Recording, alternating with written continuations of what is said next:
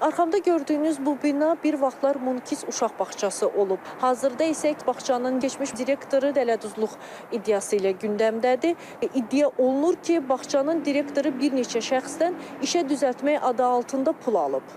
Dələduzluqda təqsirləndirilən uşaq bağçasının direktorunun növbəti məhkəmə prosesi baş tutub.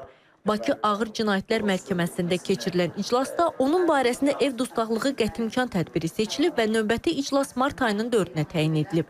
Qeyd edək ki, sözü gedən bağça artıq fəaliyyətini dayandırıb. Baş verən hadisələr isə özü ilə birlikdə özəl məktəblərdə təhsil müəssisələrində işə qəbul prosesinin hansı şəkildə həyata keçirildiyi sualını ortaya qoyur.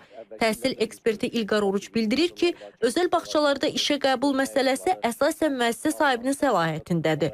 Odur ki, bəzi hallarda ixtisaslı kadrlar kənarda qalır, pedaqoji təhsili olmayan şəxslər uşaqlarla işə cəlb edilir. Mən ingilis dilli bağçayam deyə bu imici qoruma məqsədilə daha çox burada filoloqlar və yaxud tərcüməçilər və yaxud heç bəzən olur ki, heç adamın diplomu yoxdur və hansı ki, məktəbə qədər təhsil müəssisəsində çalışacaq şəxsin müvafiq sahə üzrə pedaqoji biliklərə sahib olmalıdır.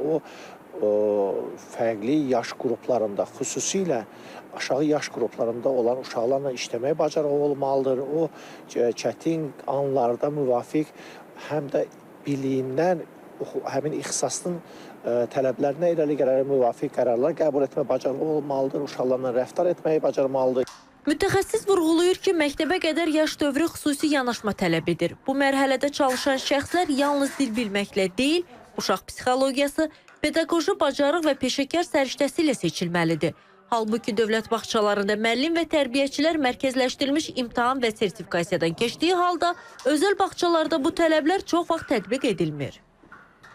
Hesab edirəm ki, özəl məktəbə qədər təhsil müəssisələrinin üçündə vahid dövlət standartları tətbiqi olduqca zəruridir. Burada söhbət sahibkarlığa müdaxilədən getmir, uşaqların hüquqlarının, sağlamlığının və inkişaf mühitinin qorunmasından gedir ki, bu da olduqca vacib bir məqamdır. Xüsusilə mən vurğulamaq istərdim ki, özəl məktəbə qədər təhsil müəssisələrində peşəkar kadrların işə götürülməsi olduqca önəmlidir.